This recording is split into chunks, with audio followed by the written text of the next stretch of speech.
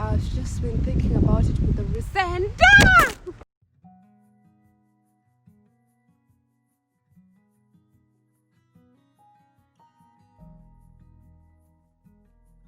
Okay, let's do it. Okay.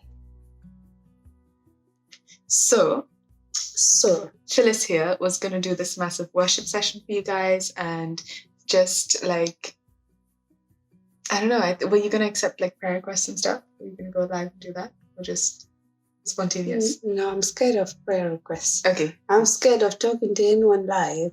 Oh. So I was just going to do a worship session because it's been nearly 3 months since I've done my last video. And then life happened, I guess I was meant to do this. With me. Yes. I literally was just chilling in the best. I was meant to be here. So now we're just talking, we're just sharing. Mm-hmm. So I'm not sure what really direction God is gonna lead us into, but I'm willing to discover whatever that is. But what's your drive? When you do all these worship sessions, when you worship God, like, we all have a different drive that pushes us to worship God. For me, it's the simplicity, the freedom. Like when I'm in worship, like mainly when I'm worshiping, that's the most time I'm so free. My head is empty, and it feels like I'm in communion with Him. Like I find myself, this is the place where I find myself, Him talking, Him interacting. Like there is an exchanging that takes place in that moment. That's why sometimes I zone out and I forget where I am, because it's like you just remove me from the place where I am, and I forget which day of the week it is, what hour it is. Like that's how far it goes when I go and worship. This is why worship feels like home for me. Worship feels like a place where I can vent or release, reveal, and do everything. So that's the moment where I forget everything and about everything, and it just be all about Him. And that is the center of worship for me. That's how would I be the worship. I don't know about you. That's so true. Like, even it's not, we worship 24/7, don't we? Like in everything we must make it a prayer. Yeah. But I feel in everything, God always tries to talk to us, and it's up to us how we recognize His voice. So even if someone who may not even know God uses them as an instrument to kind of communicate with us. And our souls are always crying out for Him, isn't it? Like always. There was this father who was also an engineer before he became a priest. He had like a long story of how he found his vocation. But he found that he compared the soul to like this object, and when you engineer an object to fit into each other, they have to be the perfect circle in order to get into the groove. Otherwise, the motor doesn't run in the right way. So I think it's just like that, where our soul has to be placed correctly, just right in God's heart, for it to work and be in communion with Him. And I think worship is that perfect way to do so. Yeah, and I also believe like when you position yourself, like we've got so much that goes on in our day-to-day lives. So sometimes it's so important to position ourselves in the right place for worship too, because sometimes God speak and move when we're in a certain place. Like if we look at the stories in the Bible, like the story of in the book of Judges, Gideon, before they fight, they went with the Midianites. God told them, even though they were cut short, they had less people in the army. It just feels like now in everything that we go through in our day-to-day lives, how we feel like we're so short on everything. But God is still telling us to go forward, for us to know who He is. And we find a way forward when we position ourselves in worship, because He told Gideon, just stand in the right place at the right time, I'll tell you what to do. And what did they do? They stood in the right positioning, and they were told to just start playing all the cymbals they had. Like they had the drums, everything, and they kept on doing that, and that's how they won the war. So it's the same thing with the struggles we're going through. so much is happening, but God is just reminding that you need to be in a place where I've told you to be in union with me. Let me lead, let me guide the way, let me tell you which place you should be in. And if you find us in that place, that's when everything just works so well. It just connects, like what you're talking about, the motor. Everything just has to be positioned so well for it to work. And then the rest, God does that. Like if we also look at another story in the Bible, the book of, when you talk about the story about Samson, and I know that's the most ridiculous example I could use because he killed people at the end of that. But it's just, like he had everything, but he, when we were so consumed with so many things that goes on in the world, sometimes we forget about our maker, and we forget that when we are in union with him, when you're just in that place of worship for the Lord and just adoring God for what he has given us and for what he's doing in our lives, we get to a point where we forget that, and sometimes it can lead us to a place where we lose everything. Because if you look at him, that's when he met Delilah, that's how he got his haircut and everything. But I got a haircut. Yeah, she got a haircut recently too. So I'm gonna tell her, because she had a haircut recently, I'm gonna tell her that your strength is not in your hair. Amen. Your strength is in the one who gave you the hair, because the world can take away that hair, but he cannot take the one who is in you. So it's also about positioning yourself, because remember at the end of the story of Samson, even though he was now blind, he could not see the cut his hair, his strength was coming from the hair. He asked for one thing, he asked for a pillar, he asked for 2 pillars, and he held on to those pillars, and he got his strength back. That's how he managed to destroy the whole nation in that time. That at that moment, because his hair was cut off and everything, he only knew that his strength was in his hair, and he never acknowledged that his strength came from the Lord. And when he did acknowledge it, he did it so publicly in front of so many. Exactly. It could have gone really wrong. It could have, but then he told the Lord, give me whatever you have to give me in this moment, and I'm going to use it. It's that confidence that he had, that when he finally realized it, he was like, that's it, that's all I need. I didn't need the hair. Yeah. So, let's just put this back in worship. Like, if you think about the times and the season we're in, now a lot of us we don't know what to do, we don't know what to depend on, and we don't know what prayer to say.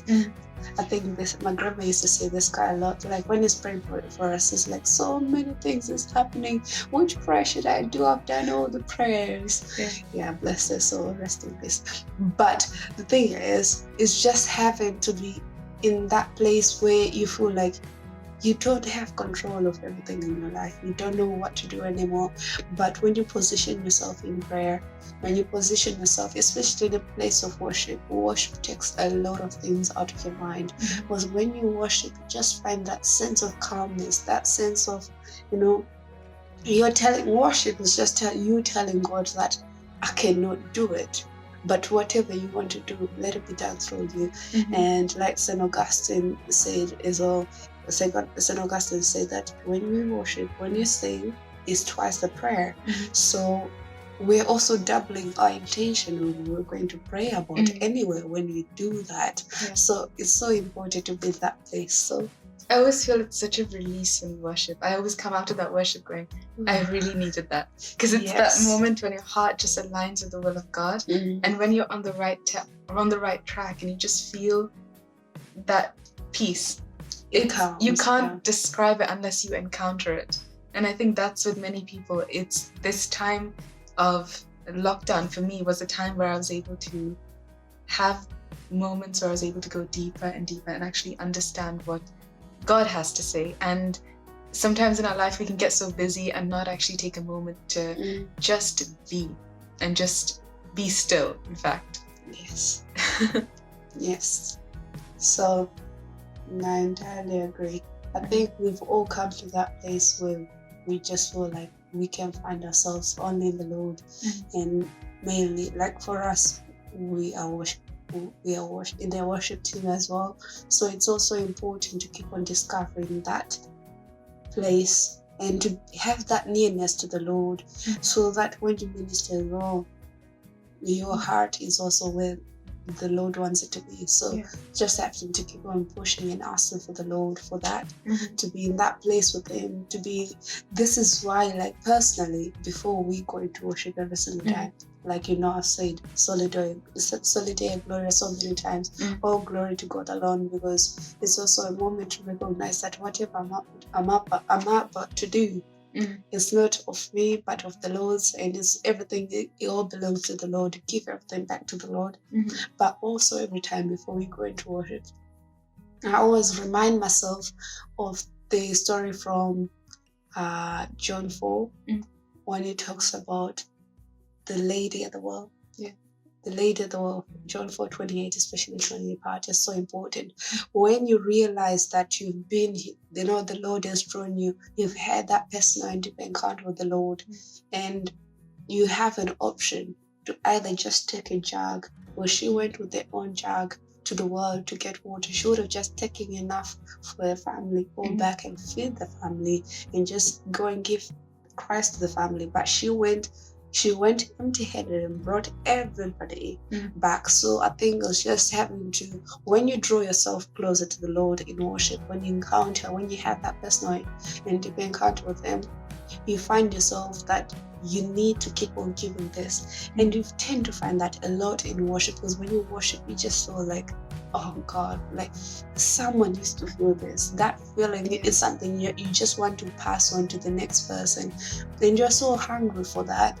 And so that's why that verse for me especially is so important, because I feel like when I get into that place, into the Holy of Holies, I just feel like I need to draw more people to be as close as they can be to the Lord, if they can just come and taste and experience this moment as well. Exactly. That'll be good. It's because you need to know that your life is a testimony, and the way you live it, people see. People have eyes. People know what you're doing. People know how you represent Christ through the way that you speak, move, in the way that you worship God. And as ambassadors of Christ, we do have a responsibility to bring more people to the good news and to allow them to experience God, rather than we just kind of enforcing, oh, this is what God is, this is who He is. Just allow them to taste the goodness of God, So true. Yeah. So if you can feel God working this way, you're like, okay, suddenly these like jigsaw pieces are all coming together in some sort of way. And sometimes it might look like a mess, and you don't know where. It feels like a mess. Yeah, and you don't know where it's heading, and you're like, okay, I can't. Hey, it's all right, guys. But sometimes when you can't see the end goal, it's very hard for you to motivate yourself. It is hard for you to get there, but it's your ability to keep your faith at the same level, no matter what your environment is. That is what faith is, and that is how you hold on to God, and that is how you learn to hold on to God. Because if there are no difficulties, why should you turn to anyone? If everything is good and everything's fine, what's the point in turning to a God that can help you and a God that can save you? This is why you find throughout the Bible, there is never really a Christmassy experience.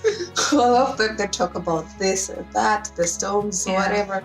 And I think that's what makes them so relatable, because when you're reading through it, you read about so many people that were walking across the desert and they couldn't even hold on to God, even though they could see so many miracles going on. And Moses was like, because of you, I couldn't see the promised land. You rebels. But even in our rebellious way, God is able to prune us and shape us and make us into that perfect being, so that we are able to enter into the promised land. And the beauty of it is just seeing God, molding you into that master plan of His. Like, that's when you see the beauty of the Lord. And And like I always tie everything to expectations. Like we expect things when we do something and then we get crushed by our own expectations. So if we leave everything to the Lord, because the Lord knows our coming and our going, is all around us. He's inside of He's us. inside of us. He is for you.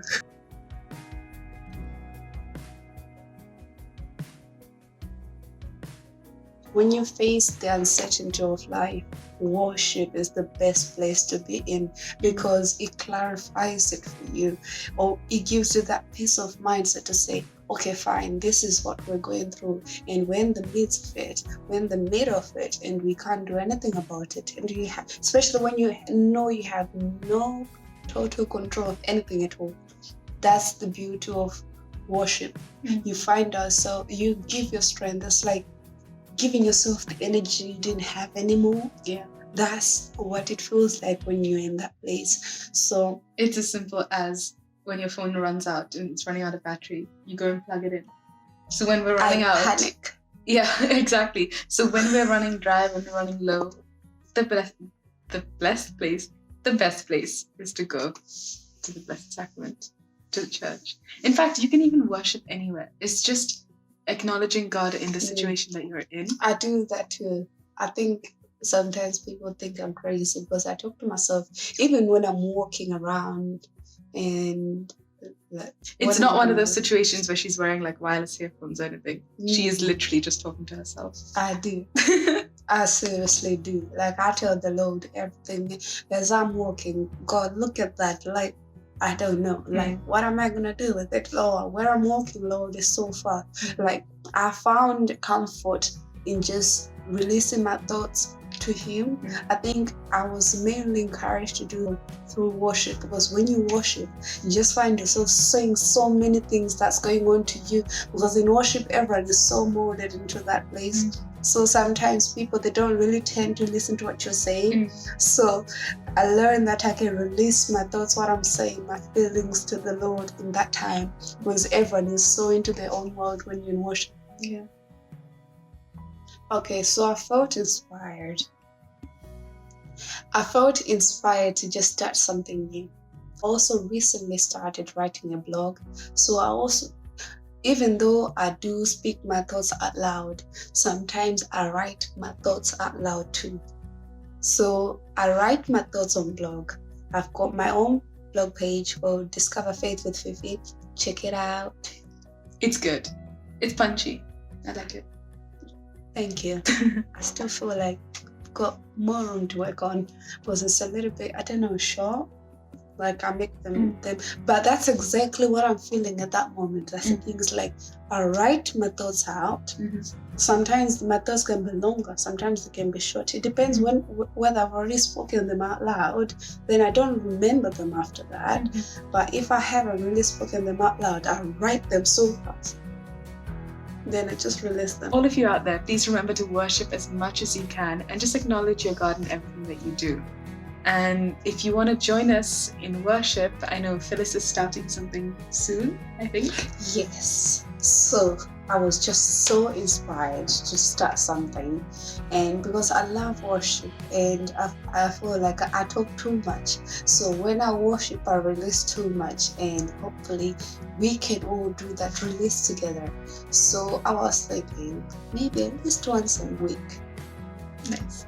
Once a week, on an appointed day. A day chosen by the Lord. The day chosen by the Lord. This is the day that the Lord has made. We will rejoice and be glad in it. Yes. So, because I'm in the chapel from 1 to 4, so at 2 o'clock on an appointed day. So guys, just vote on my Instagram or on the comments below. Just post which date you want us to go live and just do worship for half an hour on that day of the week. So Monday to Thursday, that is possible. Weekends we have programs in the chapel, so Monday to Thursday, you can pick and choose whichever day. Let me know, and whichever date has more numbers, that will be the day we're gonna do a live session. So we're gonna worship together. Just worship our Lord together and release whatever we're going through in our days. And that'll be at 2 o'clock. I'm looking forward to it. I hope to see you guys there. Yes, me too. Come, let's discover faith together and let's worship our living God together.